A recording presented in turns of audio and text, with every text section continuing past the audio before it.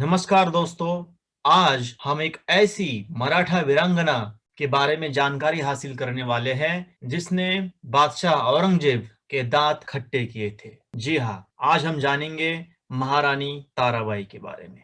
महारानी ताराबाई से शुरू हो जाता है मराठों के स्वतंत्रता युद्ध का तीसरा अध्याय। ईसवी सन 1700 से लेकर 1707 तक यह वीरांगना औरंगजेब के साथ बड़ी ही बहादुरी से लड़ी और उसने इस महान स्वराज्य की रक्षा की।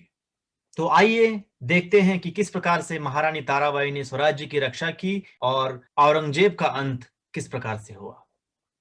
तत्कालीन इतिहासकार काफी खान के बोल है, वह ताराबाई बुद्धिमान और चतुर थीं। सैनिकी प्रबंधन और राज्य प्रशासन के विषय में पति के रहते उनकी ख्याति दूर दूर तक फैली हुई थी। तो इस प्रकार से महारानी ताराबाई बहुत ही बहादुर थी और उन्होंने मुगलों का मुकाबला किया। छत्रपति राजाराम महाराज की मृत्यु के पश्चात औरंगजेब को लगा कि अब हमने विजय पा ही ली, परंतु स्थिति बड़ी विपरीत थी। छत्रपति संभाजी महाराज का बलिदान आज भी मराठों को प्रेरणा दे रहा था। औरंगजेब एक के बाद दूसरी लड़ाई जीतता जा रहा था, परंतु वह समग्र युद्ध जीत नहीं पा रहा था। मतलब एक क्षेत्र को जीत लेता, फिर दूसरा क्षेत्र उससे निकल जाता। अत्यंत विपरीत परिस्थिति में स्वराज्य की बागडोर हाथ में लेने के लिए राजाराम महाराज की वीरांगना पत्नी महारानी ताराबाई आगे बढ़ी। महारानी ताराबाई छत्रपति राजाराम महाराज की पत्नी थी और छत्रपति शिवाजी महाराज की बहू। छत्रपति राजाराम महाराज की मृत्यु के पश्चात महारानी ताराबाई ने अपने सरदारों की सहायता से अति प्रतिकूल स्थिति में स्वतंत्रता युद्ध को पूरे प्रयास से जारी रखा। औरंगजेब ने मराठों के प्रदेश सतारा, पनाला जीत लिए तो मराठे मुगलों के मध्य प्रदेश, गुजरात तक बढ़ गए। ताराबाई ने युद्ध क्षेत्र को फैला दिया। तो इस प्रकार से अब मराठों की युद्ध नीति बदल चुकी थी। अब वह मुगल प्रदेशों पर आक्रमण कर रहे थे और इस प्रकार से औरंगजेब महाराष्ट्र में अटका हुआ था और मराठे महाराष्ट्र के बाहर मुगलों के प्रदेशों को एक के बाद एक लेते जा रहे थे, उन पर आक्रमण कर रहे थे।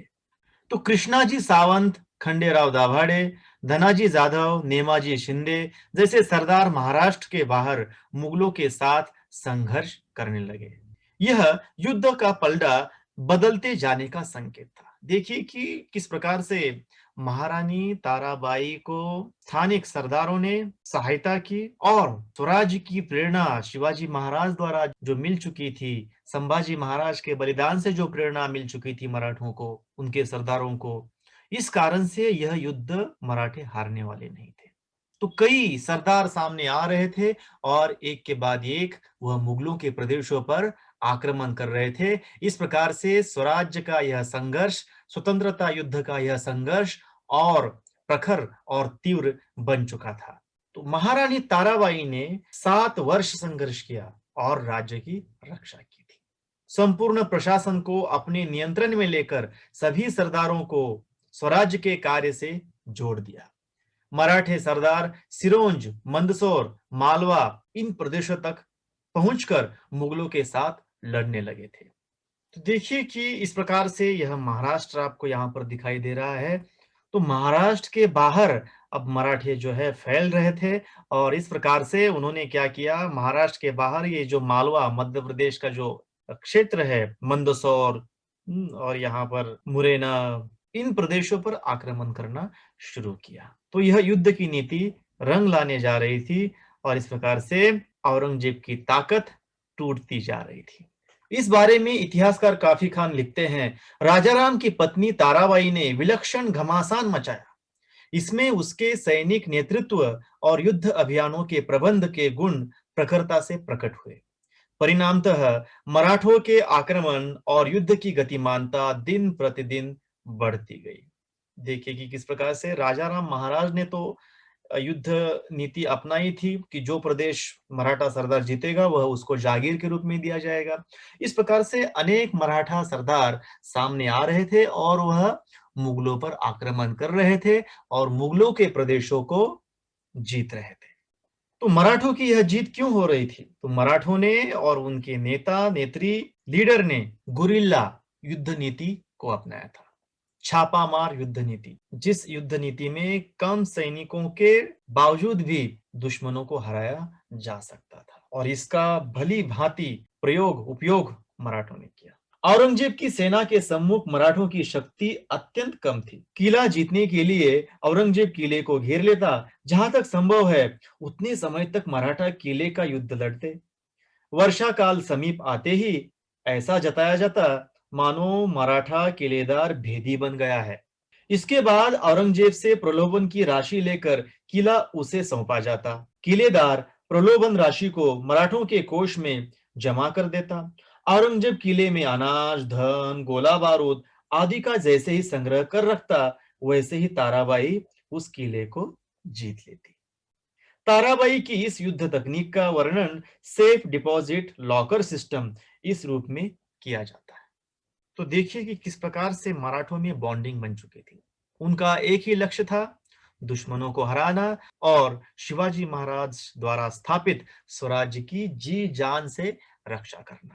ताराबाई के पराक्रम का वर्णन करते हुए शिव भारतकार परमानंद का लड़का कवि देवदत्त कहते हैं, ताराबाई राम राणी भद्रकाली कोपली, दिल्ली झाली दीनवाणी, दिल्ली शाचे गेले पाणी, राम राणी भद्रकाली रणरंगी क्रुद्ध झाली, प्रयत्नांची वेळ आली, मुघल हो सांभाळा। देखिए कि इस प्रकार से यहाँ बताया है परमानंद के बेटे कवि देवदत्त जी ने कि ताराबाई राम रानी है, मतलब राजा राम जी की वह रानी है। यह भद्रकाली है और इसने दुश्मनों को परास्त करने की ठान ली है। दिल्ली क्या हो गई है? दीन हो गई है। जो दिल्ली का शाह है उसके होशो हवास उड़ गए हैं, और यह राम रानी भद्रकाली है, रणरंगी है। युद्ध के मैदान में यह दुश्मनों को परास्त करने वाली है। यह भद्रकाली है, अगर वो चिढ़ गई तो सर्वविनाश तय है। तो मुगलों, आप अपने आप को संभालो, अब यह सैलाब रुकने वाला नहीं है। मराठों के आक्रामक आक्रमणों से औरंगजेब हताश हो गया। मुगल मराठों का यह संघर्ष लगातार 25 वर्ष चल रहा था। मराठों को पराजित करना मुगलों के लिए संभव न हुआ। ऐसी स्थिति में ही ईस्वी सन 1707 में औरंगजेब की अहमदनगर में मृत्यु हुई। उसकी मृत्यु के साथ ही मराठों का स्वतंत्रता युद्ध समाप्त हो गया। देखिए कि इस प्रकार से औरंगजेब लगातार 25 वर्षों से मराठों को मिटाने का प्रयास कर रहा था। वह दिल्ली छोड़कर दक्कन में आ चुका था, लेकिन वह मराठों को परास्त करने में उसके अंत तक, उसके आखिरी वक्त तक नाकामयाब रहा। इस प्रकार से मराठे बड़े ही धैर्य से औरंगजेब का मुकाबला करते रहे और अंत में उन्हीं की जीत हो गई। औरंगजेब 25 साल तक लगभग यहाँ लड़ता रहा, झगड़ता रहा। इस कारण से दिल्ली उसके हाथों से छूटती जा रही थी और उसकी ताकत अब कमजोर हो रही थी। उसके बाद औरंगजेब की इच्छा के अनुसार उसे महाराष्ट्र के खुलदाबाद में दफन किया गया। तो मराठों का यह स्वतंत्रता युद्ध मुगल सत्ताधीशों की साम्राज्य लालसा और मराठों के मन में स्थित स्वतंत्रता की आकांक्षा के बीच का युद्ध था। इसमें मराठों की विजय हुई। यही नहीं बल्कि औरंगजेब की मृत्यु के कारण जो राजनीतिक रिक्तता कालांतर में उत्पन्न हो गई थी, उसको भरने में मराठा अग्रसर रहे।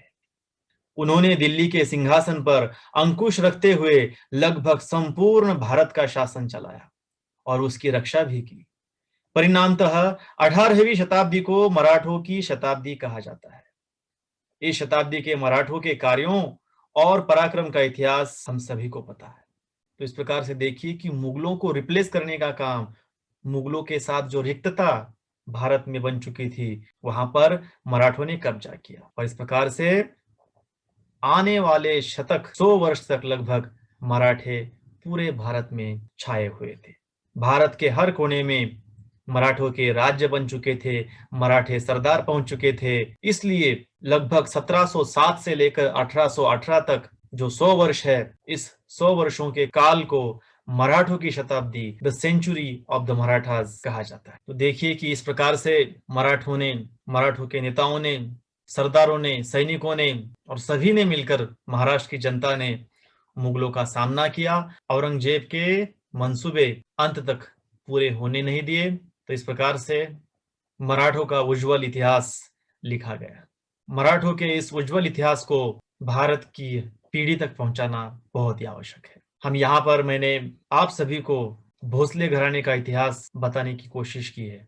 देखिए कि मालोजी राजे, उनके बेटे शाहजी राजे थे, जो छत्रपति शिवाजी महाराज के पिताजी थे। शाहजी राजे, इनका समय जो है 1594 से लेकर 1664 तक का है। इसके बाद शाहजी राजे, इनको 3 बेटे थे, इनमें एक संभाजी राजे, उनकी मृत्यु बहुत ही कम उम्र में हुई थी। उसके बाद छत्रपति शिवाजी महाराज, इनका समय 1630 से 1680 तक का बताया जाता है। उसके बाद वेंकोजी राजे, बाद में वेंकोजी राजे तमिलनाडु में वहां पर उन्होंने अपना राज्य बनाया और वहां पर बहुत वर्षों तक अधिकार किया, राज्य किया। छत्रपति शिवाजी महाराज के 2 बेटे थे, इनमें छत्रपति संभाजी महाराज, इनका जन्म 1657 में हुआ था और इनकी मृत्यु 1689 में हुई थी। उनके बाद छत्रपति राजाराम महाराज, जो उनके छोटे भाई थे, वे छत्रपति बने। ईस्वी सन 1670 में इनका जन्म हुआ था और 1700 में इनकी मृत्यु हुई। इसके बाद हम देखते हैं कि महाराष्ट्र में 2 गद्दियां बनी, 2 थ्रोन बने, 2 राज्य बने मराठों के, एक कोल्हापुर का और एक सतारा का। तो जो सतारा का राज्य था, वहां छत्रपति शाहू महाराज ने अपना राज्य चलाया और सही मायने में बाद में यही राज्य मराठों की पहचान बन चुकी थी। छत्रपति शाहू महाराज का जन्म 1682 में हुआ था और इनकी मृत्यु 1749 में हुई। यहाँ पर छत्रपति राजाराम महाराज के बाद उनके पुत्र छत्रपति शिवाजी द्वितीय, जो कि ताराबाई के पुत्र भी थे, वे छत्रपति बने और जो दूसरे बेटे थे, उनका नाम भी छत्रपति संभाजी था और वो राजसबाई के पुत्र थे। तो इस प्रकार से हम भोसले घराने की वंशावली को जान सकते हैं। आशा करता हूं कि यह मराठों का स्वतंत्रता संग्राम आपके समझ में आया होगा। धन्यवाद।